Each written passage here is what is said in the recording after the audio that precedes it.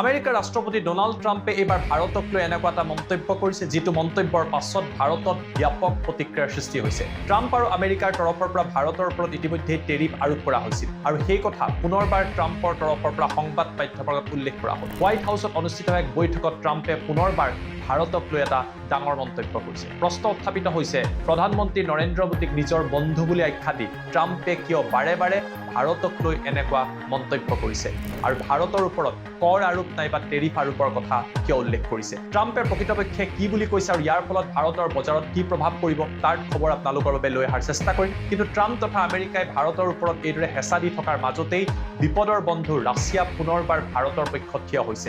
ৰাছিয়াৰ ৰাষ্ট্ৰপতিয়ে ভাৰতৰ সন্দৰ্ভত আমেৰিকাই ভাৰতৰ ওপৰত হেঁচা দিয়াৰ সন্দৰ্ভত এনেকুৱা এটা মন্তব্য কৰিছে যি মন্তব্যক লৈ এতিয়া দেশজুৰি চৰ্চা চলিছে। বহুতে ক'ব বিচাৰিছে বিপদৰ বন্ধু ৰাছিয়া পুনৰবাৰ ভাৰতৰ লগত থিয় দিছে। এই সমগ্ৰ ঘটনা কি আৰু এই সমগ্ৰ ঘটনাই কিদৰে আপোনাৰ মোৰ জীৱনৰ ওপৰত প্ৰভাৱ পেলাব তাৰ সবিশেষ তথ্য লৈ অহাৰ চেষ্টা কৰিছো।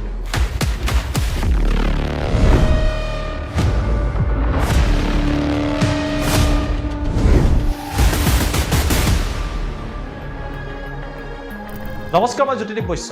আমেৰিকাৰ ৰাষ্ট্ৰপতি ডোনাল্ড ট্ৰাম্পে বিশ্বৰ বিভিন্ন প্ৰান্তত বিভিন্ন দেশক লৈ মন্তব্য কৰি থাকে। কেতিয়াবা ট্ৰাম্পে কিউবা দখলৰ কথা কয়, কেতিয়াবা ভেনিজুৱেলাত সেনা পঠিয়াই দিয়ে, আন কেতিয়াবা ইৰাণৰ ওপৰত আক্ৰমণ কৰে। ভাৰতৰ সন্দৰ্ভতো ট্ৰাম্পে বিভিন্ন সময়ত টেৰিফ আৰোপৰ কথা কৈ থাকে। বিভিন্ন সময়ত ট্ৰাম্পে ভাৰতক সমালোচনা কৰে, আকৌ তাৰ 24 ঘণ্টাৰ পিছতে ভাৰতক ভাল বুলি কয়, নৰেন্দ্ৰ মোদীক বন্ধু বুলি কয়। হোৱাইট হাউচত এখন সংবাদমেল সম্বোধন কৰিছিল ডোনাল্ড ট্ৰাম্পে। আমেৰিকাৰ ৰাষ্ট্ৰপতিগৰাকীক এগৰাকী ভাৰতৰ সাংবাদিকে প্ৰশ্ন কৰে আৰু টেৰিফ সন্দৰ্ভত প্ৰশ্ন কৰা হয়। ইয়াৰ উত্তৰত ট্ৰাম্পৰ তৰফৰ পৰা কেইবাটাও কথা উল্লেখ কৰা হৈছে। ট্ৰাম্পে কৈছে যে দীঘলীয়া সময় ধৰি ভাৰতৰ উৎপাদিত সামগ্ৰী আমাক বিক্ৰী কৰি আহিছে।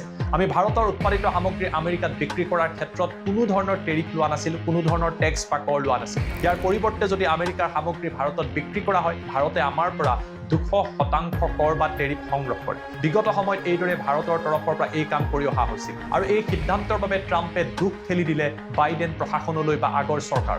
ট্ৰাম্পে উল্লেখ কৰে যে মই ৰাষ্ট্ৰপতি হোৱাৰ ওপৰত সকলো দিশৰ ওপৰত চালো, এতিয়া আমি ভাৰতৰ ওপৰত ওলোটাই টেৰিফ আৰোপ কৰিম আৰু এই সমগ্ৰ প্ৰক্ৰিয়া এতিয়া বিপৰীত হৈ পৰিব। অৰ্থাৎ ইমান দিনে আমেৰিকাই ভাৰতক টেক্স দি আছিলে, কিন্তু এতিয়া ভাৰতে আমেৰিকাক টেক্স দিব লাগিব, কৰ দিব লাগিব বা টেৰিফ দিব লাগিব। এই সমগ্ৰ ঘটনাৰ উদাহৰণস্বৰূপে ট্ৰাম্পে হাৰ্লি ডেভিডছন যি বাইক নিৰ্মাণ কোম্পানী তাৰ এক উদাহৰণ দাঙি ধৰে। ট্ৰাম্পে কয় হাৰ্লি ডেভিডছনে ভাৰতৰ মাৰ্কেটত নিজৰ বাইকসমূহ বিক্ৰী কৰিব বিচাৰিছিল, কিন্তু ভাৰতে হাৰ্লি ডেভিডছনৰ ওপৰত 200% টেৰিফ আৰোপ কৰিছিল, যাৰ বাবে আমেৰিকাত নিৰ্মাণ হোৱা এখন বাইক ভাৰতত বিক্ৰী কৰাটো সম্ভৱ নাছিল। বাধ্যত পৰি আমেৰিকান বাইক নিৰ্মাতা কোম্পানী হাৰ্লি ডেভিডছন ভাৰতলৈ আহিবলগীয়া হ'ল। ভাৰতত তেওঁলোকে ফেক্টৰী স্থাপন কৰিলে আৰু তাৰ পাছতে ভাৰতত ব্যৱসায় আৰম্ভ কৰিলে। এই সমগ্ৰ ঘটনাত ট্ৰাম্পে দুৰ্ভাগ্যজনক আখ্যা দিয়ে। এই উদাহৰণ দি ট্ৰাম্পে ক'বলৈ চেষ্টা কৰিছে যে ট্ৰাম্প অহাৰ পাছত এতিয়া ভাৰতৰ ওপৰত কঠোৰ ব্যৱস্থা লোৱা হ'ব। ভাৰতত উৎপাদিত সামগ্ৰী আমেৰিকাই টেৰিফ আৰোপ কৰিব আৰু ভাৰতে যদি আমেৰিকাত এইসমূহ সামগ্ৰী বিক্ৰী কৰিবলৈ হয়, ভাৰতে আমেৰিকাক টেৰিফ দিব লাগিব। নৰেন্দ্ৰ মোদীক বন্ধু বুলি আখ্যা দিও ট্ৰাম্পে স্পষ্ট কৰি দিলে ট্ৰাম্প আৰু আমেৰিকাৰ নীতি ভাৰতৰ সমৰ্থনত নহয়, বৰঞ্চ ভাৰতৰ পৰা অধিক টকা সংগ্ৰহৰ বাবেহে আমেৰিকাই এই নীতি গ্ৰহণ কৰিছে। India for years has, and I don't blame them, I blame us because we had stupid people here. India for years took advantage of this country. They charged us tremendous tariffs. And they paid nothing. They wouldn't let Harley, as an example, in the past, they wouldn't let Harley Davidson sell its motor. They would charge 200% tariff. So Harley Davidson was precluded. They ended up going to India and building their own plants, which is unfortunate that that happened, but it happens. It was before me. But they charged tremendous amounts of tariffs to our company, and we didn't charge them anything.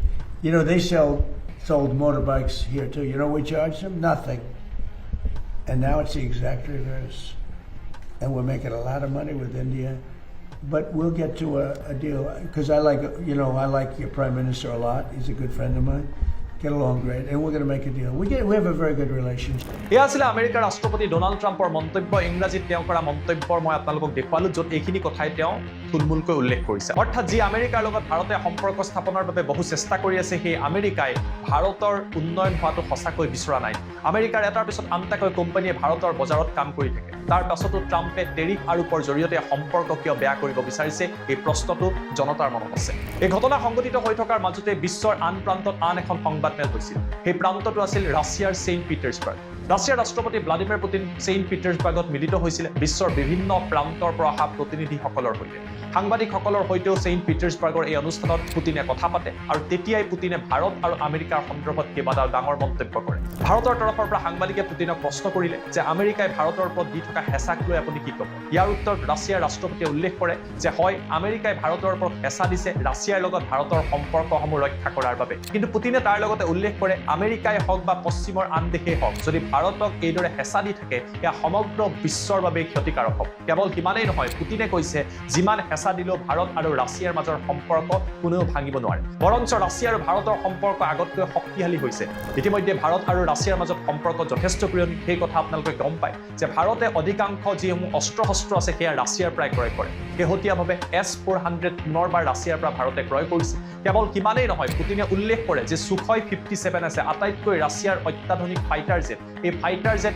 ভাৰতৰ লগত লগ হৈ ভাৰতত নিৰ্মাণ কৰাৰ বাবেও ৰাছিয়াই ভাৰতক প্ৰস্তাৱ দিছে অৰ্থাৎ ভাৰতৰ লগত যে বন্ধুত্ব ৰাছিয়াই অব্যাহত ৰাখিব সেই কথা পুটিনে স্পষ্টভাৱে প্ৰকাশ কৰিছে ৰাছিয়া আৰু ভাৰতে নিৰ্মাণ কৰা ব্ৰহ্মছ মিছাইলে শত্ৰুৰ বুকুত কিদৰে কপতি তুলিছে সেয়া আপোনালোকে গম পায় এই ব্ৰহ্মছ ফিলিপাইনছ ভিয়েটনামকে আদি কৰি বিভিন্ন দেশে এতিয়া ভাৰতৰ পৰা ক্ৰয় কৰিব বিচাৰিছে অৰ্থাৎ ভাৰত আৰু ৰাছিয়াৰ সম্পৰ্ক যথেষ্ট পুৰণি বিপদৰ সময়ত ভাৰতে ৰাছিয়াৰ পৰা যথেষ্ট সংখ্যক তেলো ক্ৰয় কৰিছিল এই খাৰুৱা তেলে ভাৰতৰ অৰ্থনীতিকো সহায় কৰিছিল পুটিনৰ তৰফৰ পৰা লগতে উল্লেখ কৰা হয় আমেৰিকা নাইবা পশ্চিমীয়া দেশৰ লগত ভাৰতৰ যিমানেই ভাল সম্পৰ্ক নহওক কিয় ভাৰত আৰু ৰাছিয়াৰ সম্পৰ্ক ইয়াৰ ফলত প্ৰভাৱিত নহয় কিয়নো ভাৰত আৰু ৰাছিয়াৰ সম্পৰ্ক যথেষ্ট পুৰণি দীঘলীয়া সময় ধৰি দীঘলীয়া দশক ধৰি দুয়োখন দেশে এখনে আনখনক সহায় কৰি আহিছে আৰু সেই কথাই পুটিনে উল্লেখ কৰে অৰ্থাৎ যি সময়ত আমেৰিকাৰ ৰাষ্ট্ৰপতি ডোনাল্ড ট্ৰাম্পে ভাৰতক হেঁচাত ৰাখিব বিচাৰিছে ভাৰতত উৎপাদিত সামগ্ৰীৰ ওপৰত টেৰিফ আৰোপ কৰিব বিচাৰিছে ভাৰতৰ প্ৰধানমন্ত্ৰীক বন্ধু বুলি কৈ ভাৰতৰ বিৰুদ্ধে স্থিতি গ্ৰহণ কৰিছে সেই মুহূৰ্ততে কিন্তু ৰাছিয়াৰ ৰাষ্ট্ৰপতিয়ে স্পষ্টভাৱে বাৰ্তা দিছে যে আমেৰিকাই ভাৰতৰ ওপৰত যি হেঁচা দিছে সেয়া কেতিয়াও গ্ৰহণযোগ্য নহয়